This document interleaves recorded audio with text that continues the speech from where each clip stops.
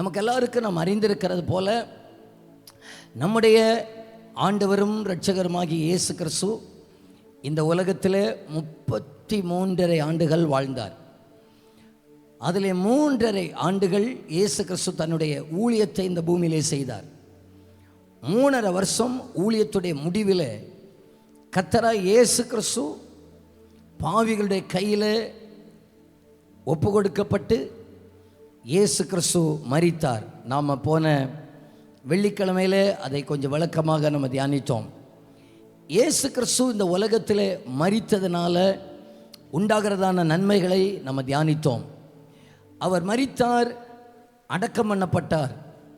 அவரை அடக்கம் பண்ணினார். ஒரு புதிய கல்லறையில் அரிமத்தியா ஒரு யோசேப்பு அவரை அடக்கம் பண்ணினார். அந்த அரிமத்தியா ஊர் யோசேப்பு அவர் நல்லவர்.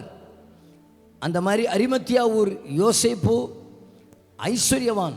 அந்த அரிமத்தியா ஒரு யோசேப்பு ஆலோசனைக்காரன். அந்த அரிமத்தியா ஒரு யோசேப்பு தேவனுடைய ராஜ்யம் வருவதற்கு காத்திருந்தவர். அந்த அரிமத்தியா ஒரு யோசேப்பு அந்தரங்க சீசன்.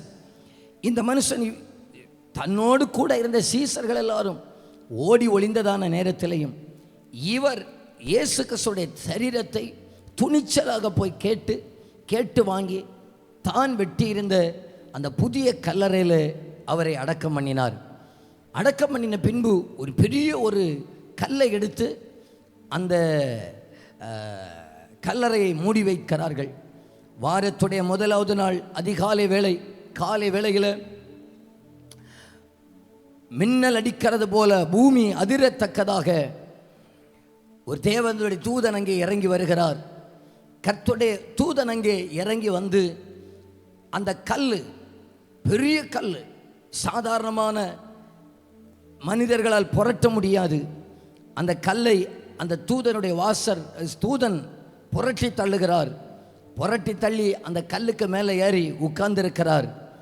அவருடைய ரூபம் மின்னல் போல இருந்ததாக மத்தேயு 28வது அதிகாரம் 3வது வசனத்திலே வாசிக்கிறோம்.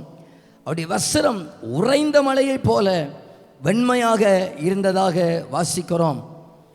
அந்த கல்லறையை காவல் காத்து கொண்டிருந்தவர்கள், காவலர்கள் அவனுக்கு பயந்ததினால் திடுக்கிட்டு சத்தவர்களைப் போல விழுந்து விடுகிறார்கள். அவ்வளவுக்கு பயங்கரமான ஒரு அந்த கல்லை புரட்டப்பட்டு தூதன் அங்கே உட்கார்ந்திருக்கிறார். இயேசு கிறிஸ்து தான் சொன்னது போல இப்போ உயிரோடு கூட எழும்பி வந்து விட்டார்.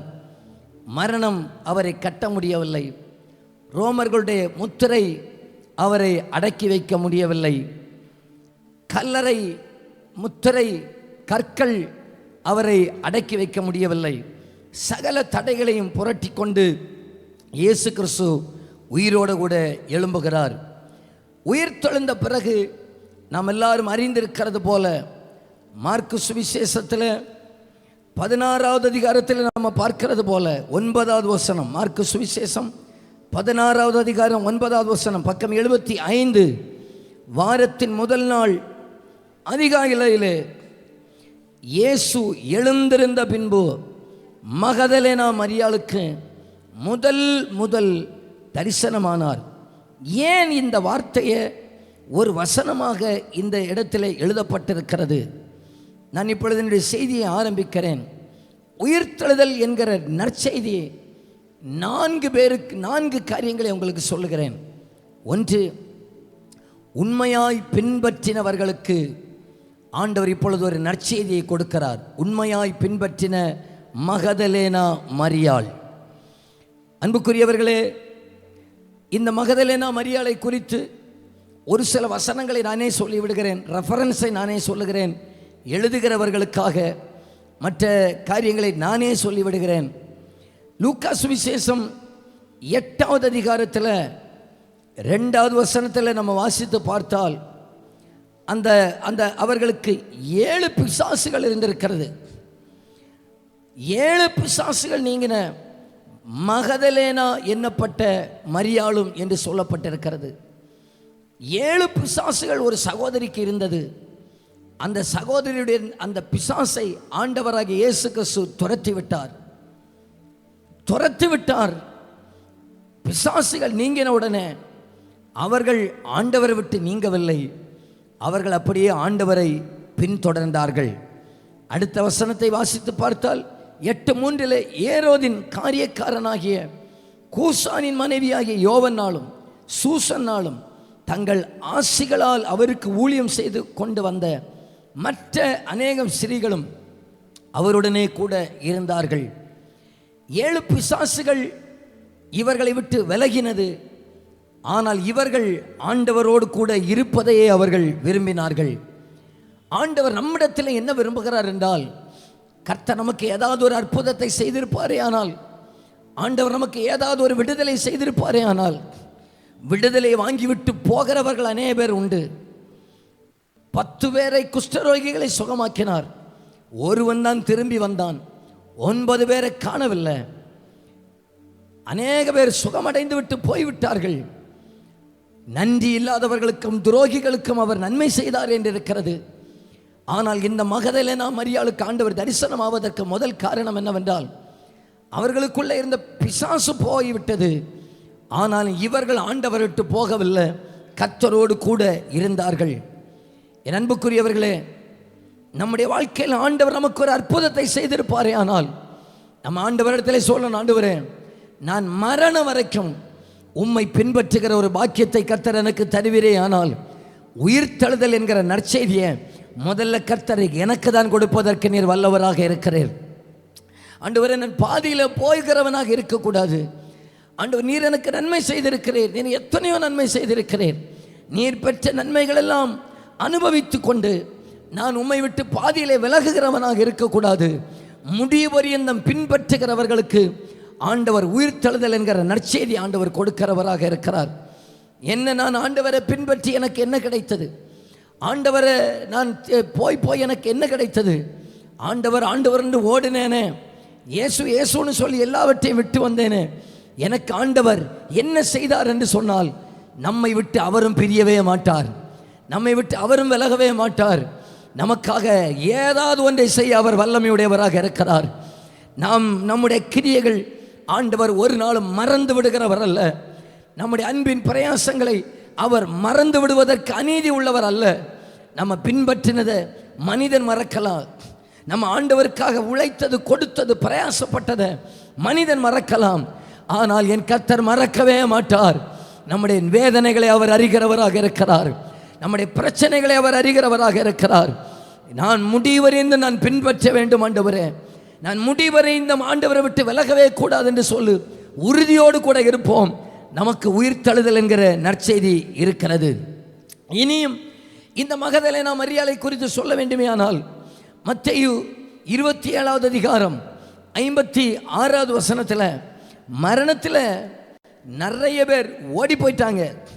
மத்தேயு எழுதின சுவிசேஷம் 27வது அதிகாரம் 56வது வசனத்தில், அவர்களுக்குள்ளே மகதலேனா மரியாளும், யாக்கோபுக்கும் யோசேக்கும் தாயாகிய மரியாளும், செபதேயுடைய குமாரருடைய தாயும் இருந்தார்கள். மரணத்திலேயும் உடனிருந்தவர்கள். இதெல்லாம் யார் பார்க்கிறான்னு பாருங்க. மரணத்திலேயும் உடனிருந்தவர்கள். இனி அடக்கம் பண்ணப்பட்ட போதும் உடனிருந்தார்கள். 61வது வசனத்தை வாசித்தால், அங்கே மகதலேனா மரியாளு மற்ற மரியாளும் கல்லறைக்கு எதிராக உட்கார்ந்திருந்தார்கள். அந்த அம்மாவுடைய அந்த கேரக்டரை பாருங்க, அந்த கேரக்டரை பாருங்க. கூட கொண்டு நடந்து 3.5 வருஷம் கூட நடந்தவங்க ஆளுகள் எல்லாம் எஸ்கேப் ஆயிட்டாங்க. 3.5 வருஷம் கூட நடந்தவங்க ஆட்களை காணல. இப்போ சிலுவையில் நிற்கும் போது இயேசு பார்க்கிறார். தன் தாயை யோவானுடைய கையில் ஒப்பு கொடுத்தார். அந்த நேரத்தில் இந்த அம்மா ஒருவேளை நினைச்சிருக்கலாம், நான் இதுவரைக்கும் ஆண்டவர் கூட இருந்தேன், ஊழியத்தில் சப்போர்ட் பண்ணேன், எனக்கு மட்டும் ஆண்டவர் ஒரு வார்த்தையும் சொல்ல மாட்டேங்கிறாரு அப்படின்னு சொல்லி பக்கத்தில் இருந்திருக்கலாம். அரிமத்தியா ஒரு யோசேப்பு சரீரத்தை எல்லாம் இறக்கிறார். இறக்கி கல்லறைக்குள்ளாக வைக்கிறார். கல்லை புரட்டுகிறார். நிறைய பேர் போயிருப்பாங்க, அடக்கம் முடிஞ்சிட்டப்பான்னு சொல்லி போயிருப்பாங்க. ஆனால் இந்த அம்மா கல்லறைக்கு வெளியே உட்கார்ந்துருக்கிறாங்க. அதுவும் பாருங்க, அழகாக எழுதப்பட்டிருக்கு 61வது வசனத்தில், அங்கே மகதலேனா மரியாளும் மற்ற மரியாளும் கல்லறைக்கு எதிராக உட்கார்ந்திருந்தார்கள். இனியும் 28வது அதிகாரம் 1வது வசனத்தில், அதுக்கு முன்னால ஒரு காரியத்தை கூட சொல்கிறேன்.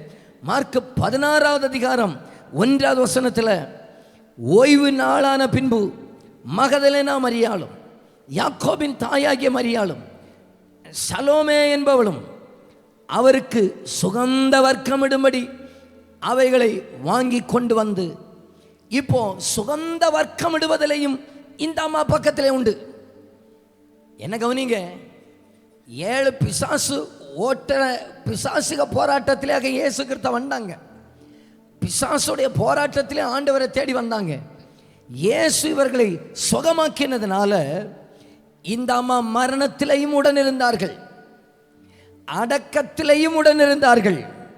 சரீரத்தை சுகந்த வாசனை இடுகிறதற்கும் உதவியாக இருந்தார்கள். ஆனாலும் இந்த அம்மா விடுறது போல இல்லை. வெள்ளிக்கிழமை அடக்கம் பண்ணிட்டாங்க, சுகந்த வர்க்கம் எல்லாம் போடுற அப்பவும் வந்துட்டாங்க. ஞாயிற்றுக்கிழமை அதிகாலை வேளை பாருங்க, மத்த 28வது அதிகாரம் 1வது வசனத்தில், மத்த 28:1, ஓய்வு நாள் முடிந்து வாரத்தின் முதல் நாள் விடிந்து வருகையில் மகதலேனா மரியாளும் மற்ற மரியாளும் விடிந்து வருகையில், இங்கே விடிந்து வருகையில் என்று இருக்கிறது. யோவான் சுவிசேஷம் 20வது அதிகாரத்தில் வாரத்தின் முதல் நாள் பக்கம் 158, வாரத்தின் முதல் நாள் காலையில் அதிக இருட்டோடே மகதலேனா மரியாள் கல்லறை இடத்திற்கு வந்து, கல்லறை அடைத்திருந்த கல்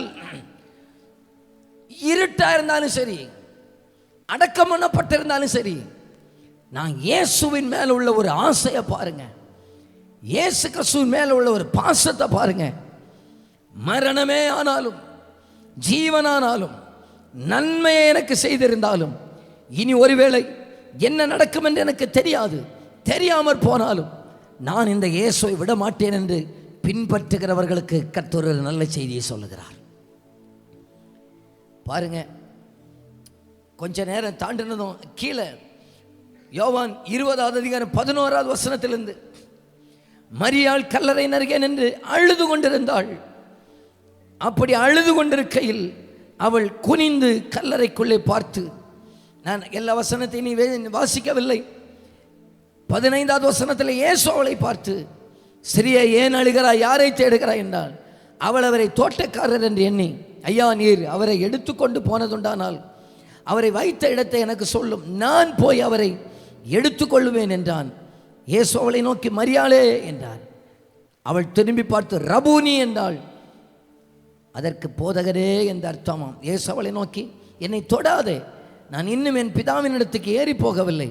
நீ என் சகோதரத்திற்கு போய், நான் என் பிதாவின் இடத்திற்கும் உங்கள் பிதாவின் இடத்திற்கும் என் தேவனிடத்திற்கும் உங்கள் தேவனிடத்திற்கும் ஏறி போகிறேன் என்று அவர்களுக்கு சொல்லு என்றார். சபையே, கொஞ்சம் யோசித்து பாருங்கள். நாம் நம்முடைய வாழ்க்கையில் எதுவரை ஆண்டவரை பின்பற்றுகிறோம்? சிலர் நன்மை கிடைக்கிறது வரைக்கும் பின்பற்றினார்கள், நன்மை கிடைத்தவுடனே போய்விட்டார்கள். சிலர் இயேசுவை பிடித்தார்கள் என்கிற செய்தி அறிந்தவுடனே இயேசுவை விட்டு எல்லாரும் போய்விட்டார்கள். சிலர் இயேசுடைய மரணத்தை அறிந்தவுடனே போய்விட்டார்கள். பொதுவாக ஒரு அடக்க ஆராதனைக்கு முக்கியமானவங்கெல்லாம் இருக்கணும்னு நம்ம நினைப்போம் இல்லையா? ஒரு அடக்க ஆராதனை குடும்பத்தில் இயேசுவை அடக்கம் பண்ணுறதுக்கு கூட நடந்த பலர் இல்லை. இயேசு கிறிஸ்துவ அடக்கம் பண்ணுற நேரத்தில் கூட இருந்த பலர் இல்லை. ஆனால் ஒரு சகோதரி நிற்கிறாங்கங்க, ஒரு சகோதரி நிற்கிறாங்கங்க. என்ன பெரிய கிளைமேக்ஸ் என்னன்னா, இந்த அம்மாவை கடந்து என் ஆண்டவருக்கு எதையுமே செய்ய முடியல. பிரச்சனை ஆனாலும் போராட்டங்கள் ஆனாலும் கடைசி வரை ஆண்டவரை பின்பற்றுவீர்களே ஆனால் ஆண்டவர் மறக்க மாட்டார், நமக்காக தோன்றுவார், நமக்காக ஏதாவது ஒன்றை இன்றைக்கு செய்ய அவர் வல்லவராக இருக்கிறார். சரியா? ஏன்பா அழுற? நீ ஏமா அழுற? நீ யாரை தேடுகிறாய்?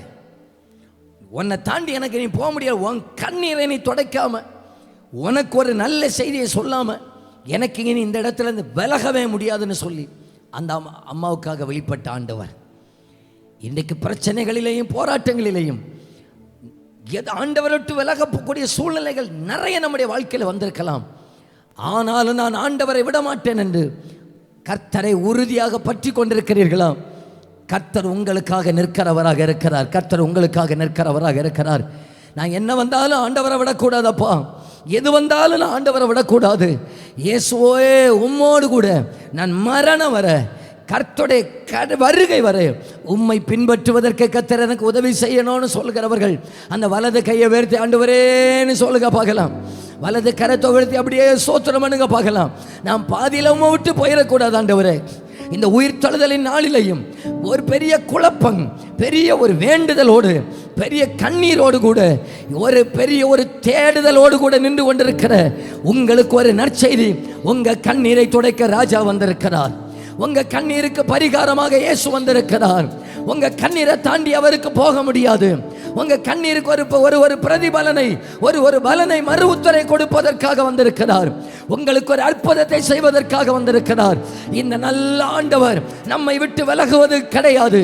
நம்முடைய பிரயாசங்களை மறந்து விட்டார் என்று நினைக்கிறோமா? சிலுவை வரை பின்பற்றினதை இயேசு மறக்கல. கல்லறைக்கு வெளியே இருந்ததை இயேசு மறக்கல. சுகந்த வர்க்கங்களை உண்டு பண்ணினத இயேசு மறக்கல. எல்லாவற்றையும் பார்க்கிற ஆண்டவர் சொல்லுகிறார், உங்க பிரயாசங்களை நீங்க மறக்கலாம், ஆனா நான் மறக்கல. எல்லாரும் போனாங்க, ஆனா நீங்க நின்னீங்க பார்த்தீங்களா? உங்களுக்காக இப்ப நான் நிக்கிறேன். உங்களுக்காக நான் நிற்கிறேன். உங்களுக்காக நான் நிற்கிறேன். யாருமே இல்லாம இருக்கலாம். இருட்டோட தேடின நாட்கள், இருட்டோட எழுந்து கர்த்தரை தேடின ஒரு அன்பு, இருட்டோட எழும்பி கர்த்தரை நோக்கி கூப்பிட்ட காலங்கள், மறு உத்தரவு இந்த காலையிலே வருவதாக, மறு உத்தரவு வருவதாக, இயேசுவின் நாமத்தினால மறு உத்தரவு வருவதாக. நமக்கும் பிரதிபலன். யாரை தேடுகிறாய்? எதற்காக அழுகிறாய்? இனி நீ அழ வேண்டியது என்ன? நீ மரித்தோர் உயிரோடு எழுந்தவரை மரித்தோரில் தேடுகிறது என்ன? உனக்கு ஒரு நல்ல செய்தி. ஹல்லேலூயா, ஹல்லேலூயா, ஹல்லேலூயா. அப்படியே ரெண்டு கைகளை உயர்த்தி சொல்லலாமா? அப்படி ரெண்டு கைகளை உயர்த்தி உம்மை ஊக்கமாய் நோக்கி பார்த்தே, உண்மையாய் வெட்கம் அடையே, உம்மை ஊக்கமாய் நோக்கி பார்த்தே, உண்மையாய் வெட்கம் தமது முக பிரகாசம் தினமும் என்னில் வீசிடுவே, தமது முக பிரகாசம் தினமும் என்னில் வீசிடுவே, திருப்பாதம் திருப்பாதம் நம்பி வந்தே, கிருபை நீரை இயேசுவே,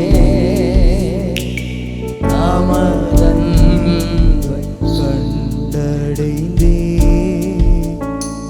தேவ சமூகத்திலே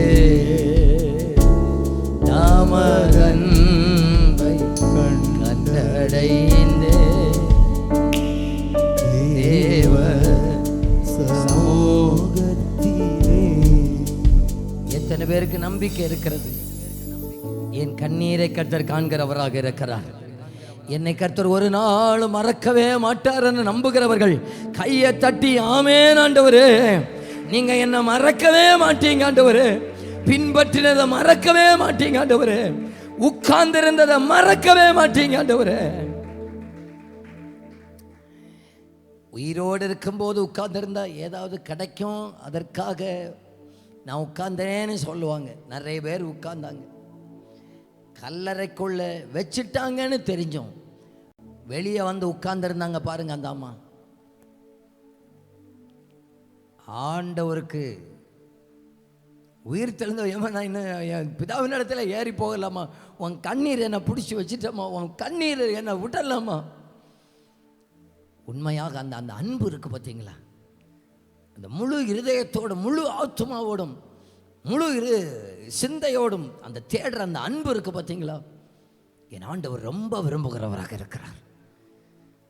யோசித்து பாருங்க, நான் ஆண்டவர் எவ்வளவாக நேசிக்கிறேன். பலருக்கு நேசமெல்லாம் ஏதோ ஆண்டவர் ஏதாவது தரமாட்டாரா? தந்தா நேசிப்போம், தராவிட்டா தூசிப்போம். இந்த அம்மா கொடுத்தாலும் சரி கொடுக்காவிட்டாலும் சரி, ஜீவனுள்ள இயேசுவும் எனக்கு வேணும், மரித்த இயேசுவும் எனக்கு. என் ஆண்டவர் எங்கப்பா வச்சிக்க? தோட்டக்காரரை பார்த்து நீ கொண்டு போனான்னு சொல்லு, நான் வந்து எடுக்கிறேன்ப்பா. அவர் மரித்தாலும் அவர் எனக்கு வேணும், மரித்தாருன்னு சொல்ல அவர் எனக்கு வேணாப்பா. உயிரோடு இருந்தாலும் எனக்கு வேணாப்பா. அதுதாங்க அந்த கிறிஸ்துவ மேல உள்ள ஒரு பாசம். உம்மை நேசிக்கின்றேனா,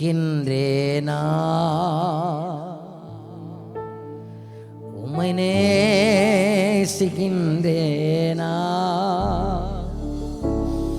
உம்மை நேசிக்கின்றே. என்ன கவனிங்க, சிலுவையில் கல்லன்ற கூட பேசுனீங்க ஆண்டவரே, கல்லன்ற கூட பேசுறீங்க. பக்கத்துல இருந்து அவர்களை அன்பின் சீசனை கையில் ஒப்பு கொடுத்தீங்க. நானும் பக்கத்தில் தான் நிற்கிறேன், எனக்கு மட்டும் எதுவுமே பேசலப்பா. கர்த்தர் நம்மளை மறந்துட்டார் நான் நினைக்கிறீங்க. சில நேரத்தில் ஆண்டவர் எனக்கு என்கிட்ட பேசலைன்னு சொன்னதும் கர்த்தர் என்னை மறந்தாருன்னு நினைச்சிடக்கூடாது. கர்த்தர் என்னை காத்திருக்க வைத்திருக்கிறார். காத்திருக்க வைத்தலுக்கு பின்பாக நான் ஒரு சரித்திரத்தில் இடம் பிடிக்க போகிறேன்னு அர்த்தம். கர்த்தர் எனக்காக பெரியதை செய்ய போகிறார்னு அர்த்தம். எத்தனை பேர் ஆமேன்னு சொல்லுகிறீங்க? ஆண்டவர் என்னை காத்திருக்க வைத்தது என்னை கைவிட்டார் என்ற அர்த்தம் அல்ல, என்னை மேலாக நடத்த போகிறார் என்ற அர்த்தம். அல்லேலூயா. என்ன வந்தாலும் நம்புவே, என்னே சமீட்பரை. யார் கைவிட்டாலும் எனது. இந்த ஈஸ்டர் அன்னைக்கு இந்த வார்த்தையை சொல்லி அப்பாட்ட ஒப்பு கொடுக்கலாமா? ரெண்டு கையை உயர்த்தி சொல்லுங்க. என்ன வந்தாலும்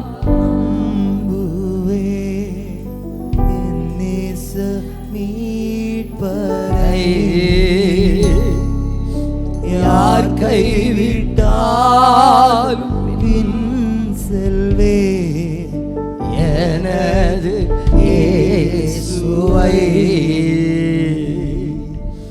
அகல ஆழ உயர்வா அன்பு கூத்தா,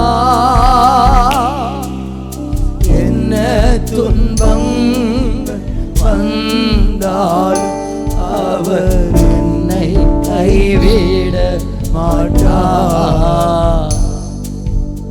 என்ன துன்பங்கள் வந்தாலும் அவர் என்னை கைவிட மாட்டார்.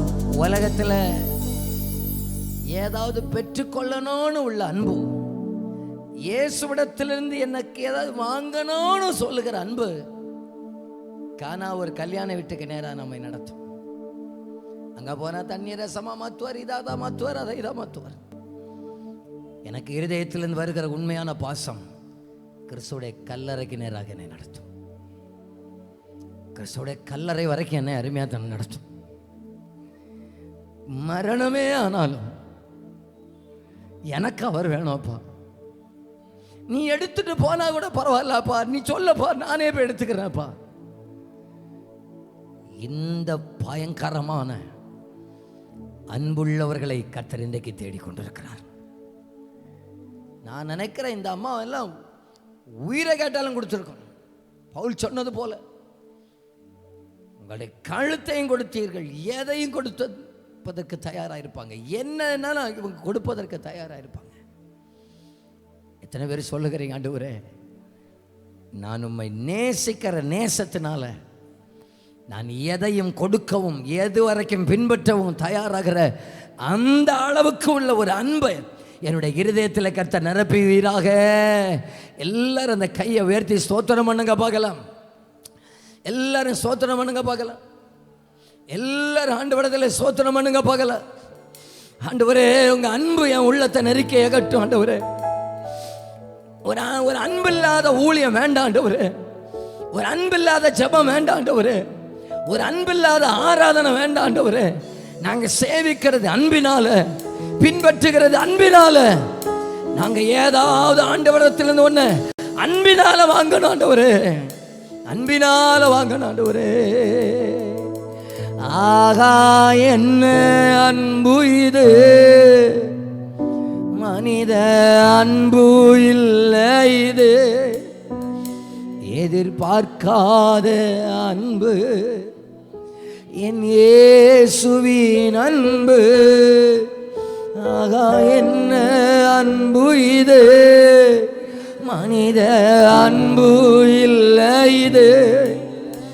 எதிர்பார்க்காத அன்பு என் இயேசு. நீங்க மட்டும் சொல்லுங்க, ஆகா என்ன அன்பு இது, மனித அன்பு இல்லை இது.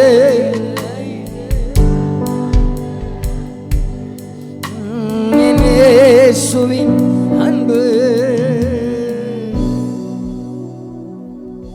அந்த அன்பு கூறுகிறவர்களுக்கு ஒரு நற்செய்தி. அந்த அம்மா கல்லறைக்கு வந்திருக்கும் போது கண்ணீரோடு வந்தாங்க. போகும்போது கண்ணீரோடு போகல, நல்ல செய்தி சொல்லுகிறவர்களாக போனாங்க. நம்ம கண்ணீரோடு வந்திருக்கலாம், போகும்போது நல்ல செய்தி சொல்லுகிற இடத்துல கர்த்தர் நம்மை வைத்திருப்பாராக. நான் தேடினவரை கண்டேன், நான் தேடினதை கண்டுபிடித்தேன்.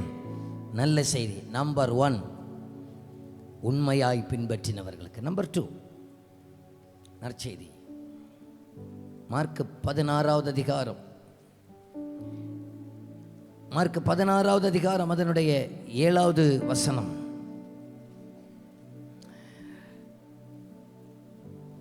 இப்போ தூதன் சொல்றாரு, வாசிப்போம். நீங்கள் அவருடைய சீசரிடத்திற்கும் பேதுருவினிடத்திற்கும் போய் உங்களுக்கு முன்னே கலிலேயாவுக்கு போகிறார். அவர் உங்களுக்கு சொன்னபடியே அங்கே அவரை காண்பீர்கள் என்று அவர்களுக்கு சொல்லுங்கள். அந்த அந்த வார்த்தையை ஒன்று அண்டர்லைன் பண்ணி வச்சுக்கோங்க. நீங்கள் அவருடைய சீசரிடத்திற்கும் பேதுருவினிடத்திற்கும் போய். ஏன் சீசர் இடத்திற்குன்னு மட்டும் சொன்னா பார்த்தாதா? சீசர் இடத்துக்குன்னு சொல்லுங்கன்னு சொன்னா பேதுரு சீசன் இல்லையா? ஏன் பேதுருன்னு சொல்றாரு? பேதுரு இப்ப அங்க உடஞ்சி போய் கிடக்கிறாரு. சாய், நான் காட்டி கொடுத்து மறுதளிச்சிட்டேனே, நான் அவர் என்ன நேசித்தார், ஜீவனுள்ள தேவனுடைய குமாரனை கிறிஸ்துன்னு வெளிப்படுத்தினார், என்னை கொண்டு பிசாசெல்லாம் விரட்ட வச்சார், என்ன அநேகருக்கு ஆசீர்வாதமாக மாற்றினார். முக்கியமான இடத்துல ஆண்டவர் என்ன நம்பினார். யாவீருடைய பிள்ளை எழுப்புற இடத்துல 3 பேர்ல என்ன வச்சிருந்தார், எச்சரித்தார். நீ என்ன சேவல் கூறுறதுக்கு முன்னால 3 தரம் என்னை மறுதளிப்பேன்னு எச்சரித்திருந்தார். இவ்வளவு எச்சரித்த பிறகும் நான் பின்வாங்கி போயிட்டேனே. நான் நம்புறேன் இந்த மனுஷன் 3 நாள் கதறிப்பார். மறுதளிச்சுட்டு வந்து சேவல் கூவின உடனே மனங்கசந்து அழுதவர் இப்ப இன்னும் அறையில கடந்து அழுதுருப்பார். ஐயோ, தப்பு பண்ணிட்டனே, இந்த நேசரை தெரியாதுன்னு காட்டி கொடுத்துட்டனே, இந்த நேசரை மறுதளிச்சிட்டனே, இவரை சபிச்சிட்டனே, இவரை சத்தியம் பண்ணிட்டனே, எனக்கு தெரியாதுன்னு சொல்லிட்டனே. தெய்வமே தெய்வமே, என் மேல பெரிய திட்டத்தை எல்லாம் வைத்தீங்களே ஆண்டவரே, பரலோகத்துடைய திறவுகோலை தருவேன்னு சொன்னீங்களே ஆண்டவரே, இனி என்ன ஏற்றுக்கொள்ளுவீரா, இனி என்ன நேசிப்பீரா? பின்மாறி கடந்தவனுக்கு நற்செய்தி. தூதன் சொல்லியிருக்கிறாரப்பா, எல்லார்ட்டையும் போய் சொல்லியிருப்பாங்க. யோசித்து பாருங்க, 11 பேர். எப்பா இயேசு உயிரோட எழும்பினார், இயேசு எல்லாரையும் எழும்பி உயிரோட வந்துட்டாருன்னு சொல்ல சொன்னாரு. ஆனா பேதுருவே வாண்ட ஸ்பெஷலா சொல்ல சொல்லி இருக்கிறார், வாண்ட மட்டும் தனியா சொல்ல சொல்லி இருக்கிறார். இந்த மனுஷனோட இருதயம் எப்படி குளிர்ந்திருக்குன்னு பாருங்க. நானா மறுதலிக்காதவன் உண்டு, இவரை விட வாட மட்டும் செஞ்சவன் உண்டு, மறுதலிக்காதவன் உண்டு, சபிக்காதவன் உண்டு, சத்தியம் பண்ணாதவன் உண்டு. அவங்க எல்லாருக்கும் செய்தி. ஆனால் பின்மாறி போன பிறகும் தவறை உணர்கிற இந்த பேதுருவுக்கு விசேஷ செய்தி. இயேசு வந்துட்டாரப்பா. எத்தனை பேர் எனக்கு புரியுதுன்னு சொல்லுகிறவங்க இருக்கிறீங்க? கையை உயர்த்தி காமிங்க பார்க்கலாம். கரத்தை உயர்த்தி நல்ல ஒரு ஆமேன்னு சொல்லியிருக்க பார்க்கலாம். ஆமேன். ஆண்டவரை விட்டு யாராவது தூரமாக போயிருப்பீங்கன்னா, கெட்டு போனவைகளை ரட்சிப்பதற்காக வெளிப்பட்ட இயேசு கிறிஸ்து நமக்கு ஒரு விசேஷித்த செய்தியை சொல்லுகிறார். நான் உன்னை இன்னும் நேசிக்கிறேன், நான் இன்னும் அதிகமாக உன்னை நேசிக்கிறேன், இன்னும் உன் மேலே இருக்கிற திட்டத்தை நிறைவேற்றுவேன், இன்னும் உன் மேலே இருக்கிற அழைப்பை நிறைவேற்றுவேன், இன்னும் உன் மேலே இருக்கிறதான காரியத்தை நிறைவேற்றுவேன். நீ தூரம் போனது உண்மைதான், நீ என்னை விட்டு விலகினது உண்மைதான், ஆனாலும் நான் உன்னை நேசிக்கிறப்பா, நான் உன்னை நேசிக்கிறப்பா, நான் உன்னை நேசிக்கிறப்பா. நீ மனம் கசந்துட்ட பார்த்தியா, அழுதுட்ட பார்த்தியா, நீ திரும்ப அப்பான்னு கூப்பிட்டுட்ட பார்த்தியா, உனக்கு ஒரு நன்மை உண்டு, உனக்கு ஒரு நன்மை உண்டு. பின்மாறினவர்களுக்கு ஒரு நற்செய்தி, பின்மாறினவர்களுக்கு ஒரு நற்செய்தி. ஹல்லேலூயா.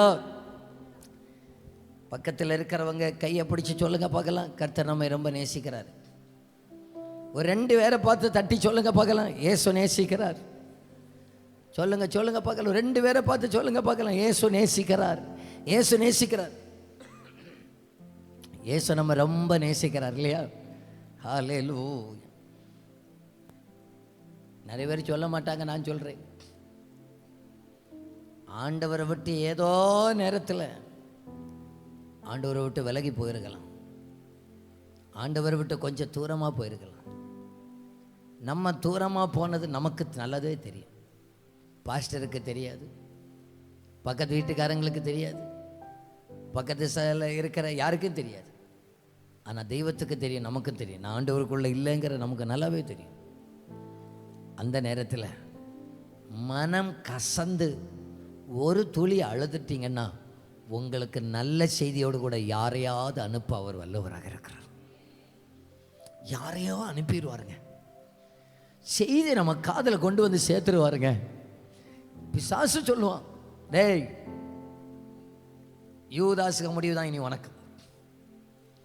யூதாஸ் செத்தானா, யூதாஸ் செத்தானா, இனி அடுத்து நீதாண்டா, நீதாண்டா சாக போற. என்ன இன்னும் பெரிய வெளிப்பாடு பெற்றியாமா, என்ன பெரிய இயேசு இயேசுன்னு ஓடினியாமா, வலையை விட்டியாமா, வேலையை விட்டியாமா, பிசாசை துரத்துனியாமா. மொத்த பிசாசு அன்னை பேதுரு பக்கத்தில் வந்து நிற்கும், மொத்த அசுத்தாமி வந்தன்னு சொல்லியிருக்க. டே இனி அடுத்து நீதாண்டா, அடுத்து நீதாண்டா, யூதாசுடைய முடிவு தாண்டா உனக்கு. அவனா மாதிரி நீ ஒன்னைனா தூக்கு கயரில் கொண்டு போறனா இல்லையான்னு பாரு. குற்ற உணர்வை விதைத்து, களைகளை உள்ளத்தில் விதைத்து, சேர்த்து கொள்ள மாட்டார் என்று சொல்லி சாத்தான் சொல்லுகிறதான நேரத்தில் கர்த்தர் ஒரு செய்தியை அனுப்புகிறார். ஓ தூக்கி எறியப்பட்ட என்னை வேண்டுமென்று சொல்லி சேர்த்து கொண்ட நல்ல நேசரே, ஒன்றுமில்லாத என்னை உம் காருண்யத்தாலே உயர்த்தி வைத்த நல்ல நேசரே. இன்னும் வேணும்ப்பா, இன்னும் எனக்கு வேணும்ப்பா. எல்லாரும் அந்த கண்களை மூடி இருங்க பார்க்கலாம். 60 செகண்ட் தூங்கிடாதீங்க. இப்படி எல்லாரும் கண்களை மூடி உங்கள் வலது கரத்தை உங்கள் மார்போட வைத்து சொல்லுங்க பார்க்கலாம். மனசார சொல்லுங்க. பலமுறை விட்டுட்டு ஓடிட்டேன் ஆண்டவரே, பலமுறை போயிட்டேன் ஆண்டவரே, பல முறை முறுமுறுத்துட்டாண்டவரே, பல முறை தெய்வத்தை விட்டு விலகிட்டாண்டவரே. நான் தூரம் போனது உமக்கும் தெரியும், எனக்கும் தெரியும். ஆனால் சமுதாயத்துக்கு முன்பாக, உலகத்துக்கு முன்பாக நானும் சீசன் என்கிற பேரில் நிற்கிறேன். ஆனால் இன்றைக்கு என்னை தள்ளிடாதீங்க ஆண்டவரே, என்னை தள்ளிடாதீங்க ஆண்டவரே. உங்கள் கையில் நான் வந்துடுறேன்ப்பா, உங்கள் கையில் நான் வந்துடுறேன் ஆண்டவரே. கள்ளனென்று தள்ளிடாமல் அள்ளி என்னை அணைக்கவா சொல்லடங்கா நேசத்தாலே சொந்தமாக்கி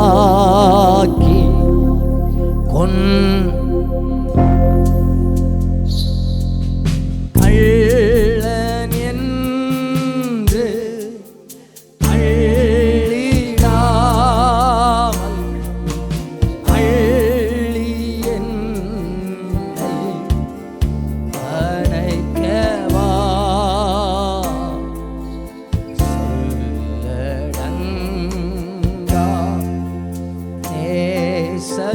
நேசத்தாலே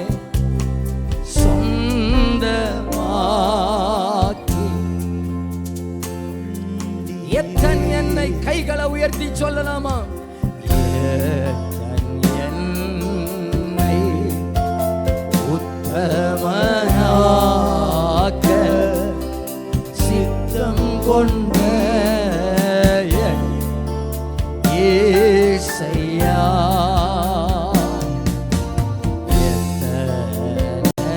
எத்தனையோ ரோகம் நான் செய்தே, அத்தனையும் மன்னித்தீர். இரத்தம் சிந்த வைத்தேனே நான், அத்தனையும் என் பாவமல்லோ.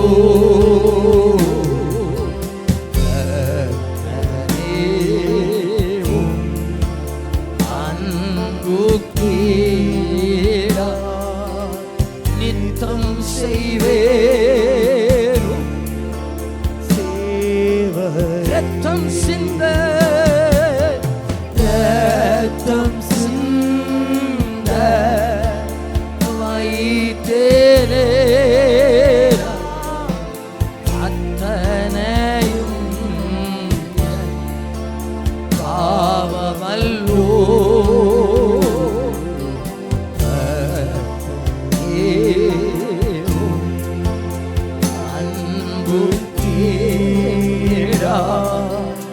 யுத்தம் செய்வேரும் சேவையை. அன்றைக்கு பேதுருக்கு ஆள் அனுப்பினவர் இன்றைக்கு நமக்கும் ஆள் அனுப்புகிறார், நமக்கும் ஆள் அனுப்புகிறார். நம்ம மேல வைத்த அத்தனை திட்டங்களும் நிச்சயமாய் நிறைவேறும். சாத்தான் பல நேரத்தில் சொல்லிட்டான், இனி எனக்கு நீ வேண்டாப்பா வேண்டாப்பா வேண்டாப்பா. இன்றைக்கு நம்புங்க, இனி நான் கர்த்தருக்கு வேணும் என்கிறத இந்த உயிர் தழுதலை நாளில் புரிகிறேன்னு சொல்லுகிறவர்கள் கைகளை தட்டி வர ஆமேன்னு சொல்லிருக்க பார்க்கலாம். கரங்களை தட்டி சொல்லுங்க பார்க்கலாம், என் மேல அத்தனை அழைப்பு நிறைவேறும், எனக்கு தந்த அத்தனை தாளந்துகளும் நிறைவேறும், அத்தனை அபிஷேகமும் அத்தனை கிருபைகளும் ஆண்டவருக்காக நிச்சயமாகவே பயன்படுகிற காலம் வரும். சாத்தான் வெக்கப்பட்டு ஓடி இருப்பாங்க. அன்னைக்கு சாத்தான் வெக்கப்பட்டு ஓடி இருப்பான், வெக்கப்பட்டு ஓடி இருப்பான். அன்றைக்கு யாக்கோபுக்கு ஒரு செய்தி வருகிறது, யோசேப்பு செத்து போயிட்டான் செத்து போயிட்டான் செத்து போயிட்டான் அப்படின்னு சொல்ல சோர்ந்து போயிட்டார் மனுஷன். யோசேப்பு உயிரோட இருக்கிறார் என்கிற செய்தி அவருடைய ஆவியை உயிர்ப்பித்தது போல எப்பா நீ மறுதலித்த இயேசு உயிரோட எழும்பி உனக்கிட்டையும் சொல்லியிருக்கிறாரப்பான்னு சொன்ன உடனே சோர்ந்து போன குற்ற உணர்வினால தள்ளப்பட்டவனுடைய ஆவி அப்படியே உயிரடைந்திருப்போம். இன்றைக்கும் செத்து போன ஆவிகளை கர்த்தர் உயிர்ப்பிக்க வல்லவராக இருக்கிறார். ஆவிய ஏதோ காரியத்தினால அவித்து போட்டோம், ஏதோ நெகட்டிவ் தாட்டுக்கெல்லாம் இடம் கொடுத்து கொடுத்து கொடுத்து இனி ஏசப்பா என்னை நேசிக்க மாட்டார், இனி ஆண்டவருக்கு நான் வேண்டாம், இனி ஆண்டவர் எனக்கு எனக்கு எனக்கு ஹெல்ப் பண்ண மாட்டார், இனி ஆண்டவருக்கு நீ வேண்டான்னு சொல்லி சாத்தான் எனக்குள்ளே பல களைகளை விதைச்சு விதைச்சு விதைச்சு ஆவியை மடிந்து போக பண்ணிட்டான். இன்றைக்கு நமக்கு ஒரு நல்ல செய்தி, இயேசு உயிரோட கூட இருக்கிறார். அவர் அந்த வார்த்தை என்னை உயிர்ப்பிக்கிறது இயேசுவின் நாமத்தினால, உயிர்ப்பிக்கிறது இயேசுவின் நாமத்தினால. நம்பர் 3, மூன்றாவது செய்தி, அவரை ஏற்றுக்கொண்ட அத்தனை பேருக்கும் நற்செய்தி. முதல் நற்செய்தி பின்பற்றினவர்களுக்கு, இரண்டாவது நற்செய்தி பின்மாறி போனவர்களுக்கு, மூன்றாவது நற்செய்தி அவரை ஏற்றுக்கொண்ட அத்தனை பேருக்கும். ரோமருக்கு எழுதின நிருபம் 8வது அதிகாரம் அதனுடைய 11வது வசனம், பக்கம் 215. எல்லாரும் எடுத்துக்கொள்ளுங்கள், சத்தத்தை உயர்த்தி வாசிப்போம். ரோமர் 8வது அதிகாரம் 11வது வசனம். அன்றியும் கிறிஸ்துவை, கொஞ்சம் சத்தமா வாசிங்க பார்க்கலாம். ரோமர் 8:11 எடுத்தவங்க எல்லாம் வாசிங்க. அன்றியும் உங்களில் வாசமாயிருந்தால் கிறிஸ்துவை மரித்தோரிலிருந்து எழுப்பினவர் உங்களில் வாசமாயிருக்கிற தம்முடைய ஆவியினாலே சாவுக்கு ஏதுவான உங்கள் சரீரங்களையும் உயிர்ப்பிப்பார். எல்லாரும் உங்க வலது கையை உங்க தலையில வச்சு சொல்லுங்க, இது சாவுக்கு ஏதுவான சரீரம். சத்தமா சொல்லுங்க, இது சாவுக்கு ஏதுவான சரீரம். ஆமா, கை கீழே போடுங்க. என்னைக்காவது நம்ம யோசிச்சு பார்த்துருக்கிறோமா இது சாவுக்கு ஏதுவான சரீரம்னு சொல்லிக்கிட்டு? பாருங்க, கொஞ்சம் வயசாக வயசாக வயசாக பல்லு கீழே விழத்தானா செய்து,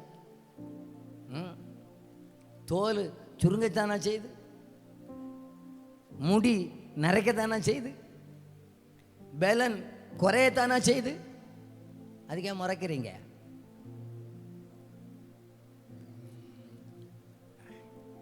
முடியலை ஐயா, முடியலை. படியெல்லாம் ஏற முடியலை ஐயா, முடியலை. ஸ்டெப்பு கால் வைக்க முடியலை. ஏண்டா இது சாவுக்கு, இது மண்ணில் இருந்து எடுக்கப்பட்டது. நம்ம எவ்வளவுதான் மேக்கப் பண்ணாலும் இது என்னதான் பண்ணுங்களேன். 80 வயசுல நீங்க புட்டி கட்டி எல்லாம் போட்டு ஒயிட் வாஷ் எல்லாம் அடிச்சு நீங்க இருங்களேன், அது சாவுக்கு ஏதுவானது. இது ஒரு நாள் போத்தான் செய்யும். உங்ககிட்ட போய் சொன்ன பாருங்க, ஐயா போதானா ஐயா செய்யும் இருக்குன்னு சொன்னா ஒரு ஆமீன் வந்திருக்கும். நீங்கள் பல்லாண்டு 100 ஆண்டுகள் வாழ்வீர்களாகன்னு சொன்னா ஒரு ஆள் கைத்தட்டு வந்திருக்கும். போறதுன்னு சொன்னா பாருங்க, நம்ம எல்லாரும் ஒரு காரியத்தை புரிஞ்சுக்கிடணும். இன்று அல்லது நாளை நாம போக வேண்டியது தான். கேட்கல? இது சாவுக்கு ஏதுவான சரீரங்க. ஏன்னா சாப்பிட்ட பழத்துக்கு பவர் அப்படி. ஏவாளை சொன்னேன், அவங்களா கேட்டு வாங்கிக்கிட்டதுனால இது அவ்வளவுதான். ஆனால் கிறிஸ்துவை மரித்தோரிலிருந்து எழுப்பின அதே ஆவியானவர் தான் எனக்குள்ளே வாசமா இருக்கிறார். எல்லாரும் அந்த வலது கையை வைத்து நான் சொல்றத சத்தமா சொல்லுங்க பார்க்கலாம். கிறிஸ்துவை. ஐயோ ஐயோ, எனக்கு காதடைச்சிருக்கா என்னன்னு தெரியலையே. எல்லாரும் சொல்லுங்க, கிறிஸ்துவை மரித்தோரிலிருந்து எழுப்பின அதே ஆவியானவர். டூப்ளிகேட் கிடையாது. சொல்லுங்க சத்தமா, அதே ஆவியானவருங்க, அதே ஆவியானவர். எனக்குள்ளே வாசமா இருக்கிறார். ஹல்லேலூயா. நம்ம நினைக்கிறோம் கிறிஸ்துவின் அந்த ஆவியானவர் வேற, எனக்குள்ளே இருக்கிற ஆவியானவர் வேற. அதே ஆவியானவர் தான் நமக்குள்ளே இருக்கிறார். கிறிஸ்துவை மரித்தோரிலிருந்து உயிரோடு கூட எழுப்பினவர் இன்றைக்கு நாம மரித்து அடக்கம் பண்ணப்படலாம், கல்லறையில் வைக்கப்படலாம். இயேசு வருகிற நாளில் நமக்குள்ளே இருக்கிற ஆவியானவர் நம்மை உயிர்ப்பிக்க அவர் வல்லவராக இருக்கிறார். அந்த நற்செய்தியை உயிர்த்தெழுந்த கிறிஸ்துவினால எனக்கு கிடைச்சுன்னு சொல்லுகிறவர்கள் கைகளை தட்டி போகிற லேலியா சொல்லிருங்க பார்க்கலாம். நல்ல 2 கரங்களை தட்டி சொல்லுங்க பார்க்கலாம். கிறிஸ்துவை மரித்தோரிலிருந்து எழுப்பினவர் என்னையும் ஒரு நாள் எழுப்புவார். என்னையும் ஒரு நாள் எழுப்புவார். என்னையும் ஒரு நாள் எழுப்புவார். அந்த இன்னைக்கு பாருங்க, மரணத்தோடு கூட போராடிக்கிட்டு இருக்கிற நிறைய பேர் உண்டு. நம்ம தெரிந்த மருத்துவ சர்க்கிளே நம்ம கேள்விப்படுறோம். நிறைய மருத்துவர்களே சொல்கிறார்கள், கன்னியாகுமரி மாவட்டத்தில் கேன்சர் நோயில் இருக்கிறவர்கள் அநேகர்.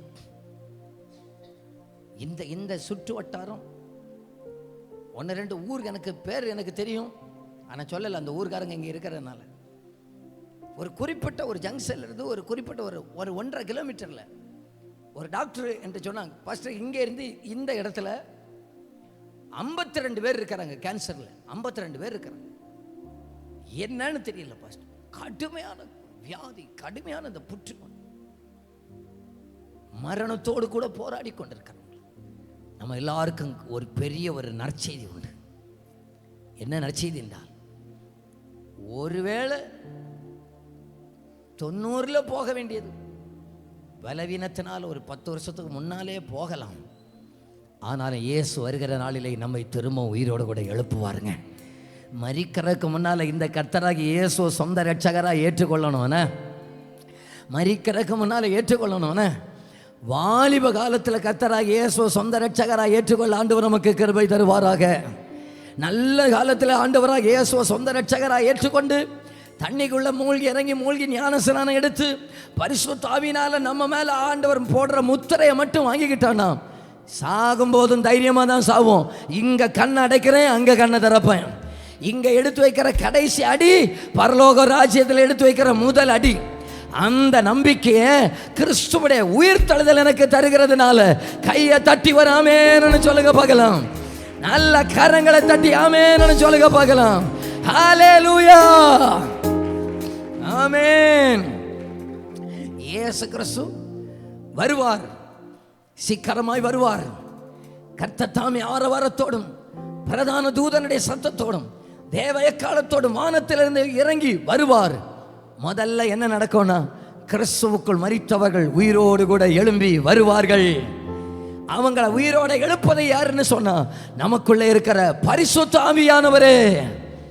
நம்ம எல்லாருக்கும் அந்த நற்செய்தி இருக்கு பாருங்க. நிறைய கிறிஸ்தவங்க கிட்ட கேட்டு பாருங்க, இன்று மரித்தால் நீங்கள் எங்கே போவீர்கள்? அப்போ கம்முன்னு பேசாத, மரணமா, ஐயோ இன்று மரித்தால் எங்கே போவீங்க? தெரியாது. இந்த உலகம் நித்தியமானதல்ல. அப்படியா? இல்லை. கிறிஸ்துவை மரித்தோர் எழுப்பின அதே ஆவியானவர் தான் நாம் ஆராதிக்கும் போது நம்மத்தில் அசைவோடி கொண்டிருக்கிறார். இந்த நம்பிக்கையை கிறிஸ்துவ உயிரோடு கல்லறைகள், அந்த எவ்வளோ பெரிய கல்லாக இருந்தாலும் சரி, அன்றைக்கு மின்னல் போல, பூமி அதிர்ச்சி போல பட்டாருன்னு அடிக்க ஆதங்க. இயேசு கிறிஸ்துவோட வருகை குறித்து சொல்லும்போது, மின்னல் கிழக்கிலிருந்து தோன்றி மேற்கு வரைக்கும் பிரகாசிக்கிறது போல மனுஷகுமாரனுடைய வருகையும் இருக்கும். அவர் மின்னல் போல இறங்கி வந்து, ஒரு தூதன் இறங்கி வந்த உடனே கல்லறையுடைய கல்லெல்லாம் புரட்டப்பட்டுன்னு சொன்னான். எத்தனை லட்சத்துக்கு கிரானைட்டு போட்டு பூட்டினாலும் எந்த கல்லையும் தூதனில் வல்லமையினால் அது திறக்கப்படும். திரும்ப நம்ம உயிரோடு கூட எழும்பி வருவோம். அழிவுக்குரிய இந்த சரீரம் அழியாமையை பெற்று உயிரோடு கூட எழும்பி வருவோம். எத்தனை பேருக்கு அந்த நம்பிக்கை இருக்குது? கையை உயர்த்தி காட்டுங்க பார்க்கலாம். ரட்சிக்கப்பட்டவங்களுக்கு மட்டும்தான் அந்த நம்பிக்கை இருக்கும். அந்த நம்பிக்கை இல்லாதவங்க இந்த உயிர்த்தெழுதலின் நாளிலேயாவது நீங்கள் ஒப்பு கொடுக்கணும். இதுவரை ஞானஸ்நானம் எடுக்காதவங்க நீங்கள் ஞானஸ்நானம் எடுக்கணும்னா, இந்த வாரத்தில் தான் 3 பேருக்கு ஞானஸ்நானம் கொடுத்தேன். ஆமாம், அடுத்த திறவிருந்துக்கு முன்னால் உங்களுக்கு ஞானஸ்நானம் கொடுப்பதற்கு ஆயத்தமாக இருக்கிறேன். கர்த்தர் நம்மை இந்த காலத்தில் நம்மை உணர்த்துவாராக. இதுதான் சரியான காலம், இதுதான் சரியான நேரம். என்ன நம்ம பிறகு பார்த்துக்கலாம், அப்புறம் பார்த்துக்கலாம், நடக்காது. நல்ல வாலிபகால். எப்போ தெரியுமா நம்ம ஆண்டவரை தேடணும்? அப்படியே அவனை பிரசங்கியில் வாங்க பார்க்கலாம். ஜஸ்ட் அவனை சொல்லி விட்றேன். ஏன்னா நீங்கள் ஒன்று ஒன்றா வாசிக்கணும். பிரசங்கியில் வாங்க பார்க்கலாம். பிரசங்கியின் புத்தகம் 12வது அதிகாரம். அங்கே பிரசங்கியே சொல்கிறாரு, நம்ம எல்லாரும் போத்தான் போகிறாங்கிறதுல கரெக்டாக சொல்கிறாரு. பிரசங்கின் புத்தகம் 12வது அதிகாரம் 1வது வசனத்தில் இருந்து எல்லாரும் எடுங்க பார்க்குற போது பொதுவாக பிள்ளைகள் எடுங்க 800 பக்கம் 800. உன பைபிள்னு திறக்கவே இல்லை, திறங்க அங்கே பாருங்கள். நம்ம பைபிள் திறந்தான்னு பார்க்கண்டாம், பாருங்கள் பார்க்கலாம். பக்கம் 800 எடுங்க பார்க்கலாம். எல்லாம் எடுத்து வாசிங்க பார்க்கலாம். நீ உன் வாலிப பிராயத்தில் எப்போ நினைக்கணும்? சிருஷ்டிக்கிற வாலிப பிராயத்தில் யாரை நினைக்கணும்? சிருஷ்டிக்கப்பட்டவனை அல்ல, சிருஷ்டிகரை நினைக்கணும். புரிஞ்சா? வாலிப பிராயத்தில் யாரை நினைக்கணும்? சிருஷ்டிக்கப்பட்டவனை அல்ல, சிருஷ்டிகரை நினைக்கணும். அடுத்து, தீங்கு நாள்கள் வராததற்கு முன்னும் எனக்கு பிரியமானவைகள் அல்ல என்று நீ சொல்லும் வருஷங்கள் சேராததற்கு முன்னும் சூரியனும் வெளிச்சமும் சந்திரனும் அந்தகார சூரியனும் சந்திரனும் அது கண்ணு இருட்டி போகிறதுக்கு முன்னாலேயும் மழைக்கு பின் மேகங்கள் திரும்ப வராததற்கு முன்னும், நாங்கள் எல்லாத்தையும் சொல்லல, டக்கு டக்குன்னு சொல்லி, வீட்டு காவலாளிகள் தள்ளாடி, அதாவது 2 கைக்கு பலன் குந்தி போகிறதுக்கு முன்னாலேயும், அடுத்து பலசாலிகள் முதுகெலும்பு குறுகுவதற்கு முன்னும், எந்திரம் அரைக்கிறவர்கள் கொஞ்சம் அந்த 32 பல்லு ஒன்றொன்னா கீழே விழுறதற்கு முன், அதான் எந்திரம் அரைக்கிறவர்கள் கொஞ்சமானதினால் ஓய்ந்து, அடுத்து பலகனி வழியாய் பார்க்கிறவர்கள், இந்த கண்ணு இப்போ நல்லா சூம் ஒரு 200 MBயில் சூமாகும். அன்றைக்கு சூமை எல்லாம் கெட்டு போகிறதுக்கு முன்னும், அடுத்து எந்திர சத்தம் தாழ்ந்ததினால் தெருவாசலின் கதவுகள் அடைக்கப்பட்டு, காது இன்னைக்கு நல்ல காலத்திலே பாட்டு சத்தம் எல்லாம் கேட்கும்போது நல்ல பாட்டு கேட்டுக்கிடணும். பிறகு காது சவுண்டு கேட்கல, பிள்ளா எனக்கு ஒன்றும் கேட்கலன்னு பாட்டி மாதிரி சொல்கிறாங்க இல்லையா? அப்படி ஒரு காலம் வர்றதுக்கு முன்னாலேயும், அடுத்து குருவின் சத்தத்திற்கு எழுதிருக்கு. இப்போ நம்ம பிள்ளை வாலிப காலத்தில் விடிய காலம் 9 மணிக்கு எழும்புவோம். வயசாகும் போது விடிய காலம் 3 மணிக்கு மேலே உறக்கம் வராது. விடிய காலம் குருவின் சத்தத்திற்கு எழும்ப வேண்டும். அப்படி ஒரு காலம் வர்றதுக்கு முன்னும் கீத வாத்திய கன்னிகைகளில் எல்லாம் அடங்கி, இன்னைக்கு நல்ல காலத்தில் நல்ல பாட்டு பாடலாம். வயசாகி பல்லெல்லாம் போன பிறகு பாட்டு வராது, துப்பல் தான் வரும். கீத வாத்திய கன்னிகைகள் எல்லாம் அடங்கி போகாததற்கு முன்னும் மேட்டுக்காக, இன்னைக்கு ஏனியில் ஏறுன்னு சொன்னால் வாலிப வயசில் குடுக்குன்னு ஏறுவாங்க. 90 வயசில் ஏறுன்னு சொன்னால் மேட்டுக்காக அங்கே அச்சம் உண்டாகும். அச்சம் வர்றதுக்கு முன்னும் வழியிலே பயங்கள் தோண்டி வாதிமை மரம் பூ பூத்து கருப்பு முடி வெள்ளை ஆகிறதுக்கு முன்னும், அப்புறம் வெட்டுக்குள்ளி கிளியும் கொஞ்சம் பாரம் அதிக எடையாக தோன்ற, இதெல்லாவற்றுக்கு முன்னாலேயும் 7வது வசனத்தை வாசிங்க. இவ்விதமாய் மண்ணானது தான் முன்னிருந்த பூமிக்கு திரும்பி ஆவி தன்னை தந்த தேவனிடத்துக்கு மறுபடியும் போகாததற்கு முன்னும், வாலிப காலத்தில் நினைச்சிடலாண்டவரே, நல்ல காலத்திலேயே என் சிருஷ்டிகரை நான் சொந்த ரட்சகரா ஏற்றுக்கொள்ள ஆண்டவரே. நீர் எனக்கு தந்த நல்ல நாள் இந்த நாள் தான் ஆண்டவரே. இதுவே ரட்சணை நாள், இதுவே அனுகிரக காலம். ஸ்தோத்திரம். நான் சமீபத்தில் பார்த்தேன், என்னுடைய வாழ்க்கையை 50-50 2ஆக பிரித்து பார்த்தா, பாதிக்கு மேலே காலத்தை ஆண்டோடைய ஊழியத்தை செய்வதற்கு எனக்கு அப்பா தந்த கிருபைக்காக நான் ஆண்டவருக்கு நன்றி செலுத்துகிறேன். இந்த வாலிப காலத்தில் அப்பாவுடைய ஊழியத்தை செஞ்சதுனால இன்னைக்கு செத்து போனாலும் எங்களுக்கு பெரிய ஒரு தைரியம். இங்கே கண்ணை மூடுவேன், அந்த ராஜ்யத்தில் கண்ணை திறப்பேன். ஹல்லேலூயா. முள்கிரீடம் சூட்டப்பட்ட தலையை பார்ப்பே, பொற்கிரீடம் சூட்டினானும். நம்பிக்கை உள்ளவங்க எல்லாம் பாடுங்க. முள்கிரீடம் சூட்டப்பட்ட தலையை பார்ப்பே, பொற்கிரீடம் சூட்டினானும் புகழ்ந்திடுவே. வாரினால் அடிபட்ட முதுகை பார்ப்பே, வாரினால் அடிபட்ட முதுகை பார்ப்பே, ஒவ்வொரு காயங்களால் சுத்தம் செய்து கைகளை தட்டி ஒவ்வொரு காயங்களால் சுத்தம் செய்தே. வருக ராஜ்யம் வருகவே, வருக ராஜ்யம் வருகவே, வருக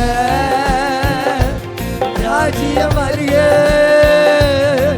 வருக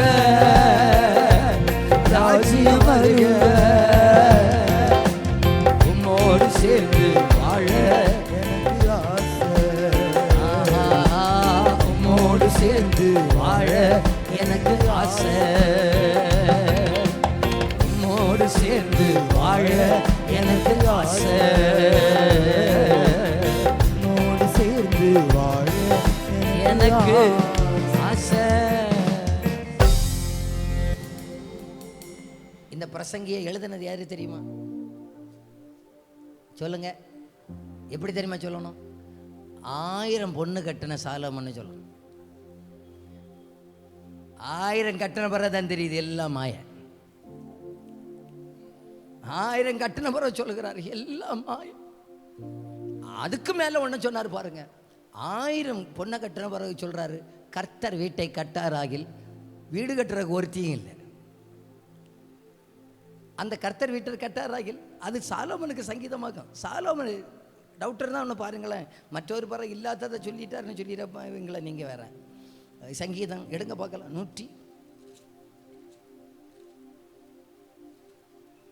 127 தலைப்பை வாசிங்க முதல்ல. 127 சங்கீதத்துடைய தலைப்பு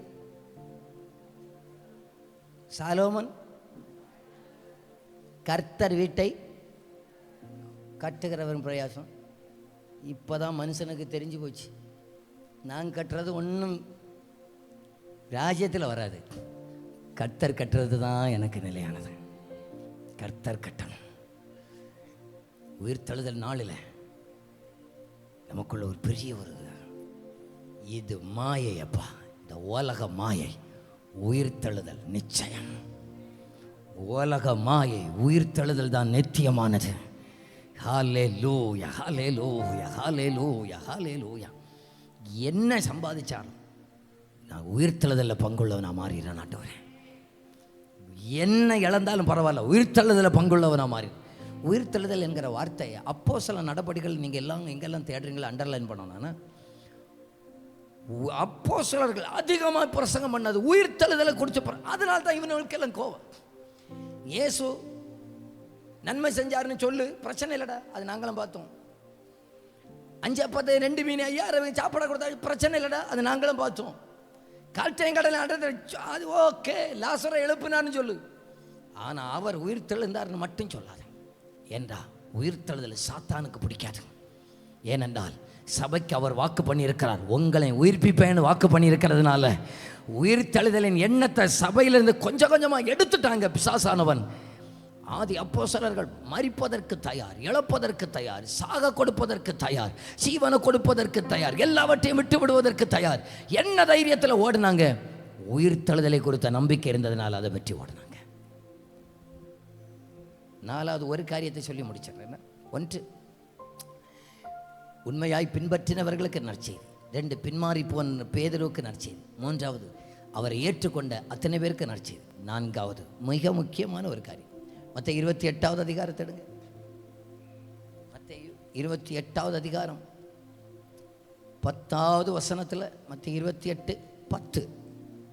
நிறைய எல்லாம் மத்தேயு, மார்க்கு, லூக்கா, யோவான் 4 இருக்குது. இதை மட்டும் வாசி. அப்பொழுது இயேசு அவர்களை நோக்கி, பயப்படாதிருங்கள், நீங்கள் போய் என் சகோதரர் கலிலேயாவுக்கு போகும்படி அவர்களுக்கு சொல்லுங்கள், அங்கே அவர்கள் என்னை, அந்த வசனத்தில் பாருங்க, நீங்கள் போய் என் சகோதரர் கலிலேயாவுக்கு போகும்படி அவர்களுக்கு சொல்லுங்கள், அங்கே அவர்கள் என்னை காண்பார்கள். 2 வார்த்தை. 1, நீங்க தான் சொல்லணும். எல்லாரும் பக்கத்தில் இருக்கிறவங்கள பார்த்து சொல்லுங்க, நீங்க தான் சொல்லணும். சொல்லுங்க சத்தமா, இயேசு பிறந்தார்னு சொல்லி மேய்ப்பர்களுக்கு யார் சொன்னது? மேய்ப்பர்களுக்கு சொல்லுவதற்கு தூதர்களை பயன்படுத்தினார். இங்கே உயிர்த்தெழுதலின் செய்தியை சொல்லுவதற்கு தூதர்களை அல்ல, நம்மைத்தான் பயன்படுத்துகிறார். அப்போ என்ன அர்த்தம்னா, நீங்க அந்த கலிலேயாவுக்கு போனார்னு சொல்லுங்க, அங்கே அவரை காண்பார்கள்னு சொன்னா, நீங்க சொல்ல வேண்டியதை சொல்லுங்க, அவங்க வர வேண்டிய இடத்துக்கு வரட்டும், அங்கே என்னை காண்பார்கள். நான் இப்படி சொல்லட்டுமா? சொல்ல வேண்டியதை நீங்க சொல்லுங்க, சொல்ல வேண்டியதை சொல்ல வேண்டியவர்களுக்கு சொல்லுங்க, சொன்னவர்கள் வர வேண்டிய ராஜ்யத்துக்கு வருவார்கள், அங்கே இயேசுவை காண்பார்கள். புரிஞ்சவங்க இருக்கிறீங்களா? கரத்தை அசைச்சு ஒரு ஆமேன்னு சொல்லுங்க பார்க்கலாம். ஆமேன். அப்ப இந்த உயிர்த்தெழுதலின் செய்தியை யார் சொல்லணும்னா நம்ம தான் சொல்லணும்.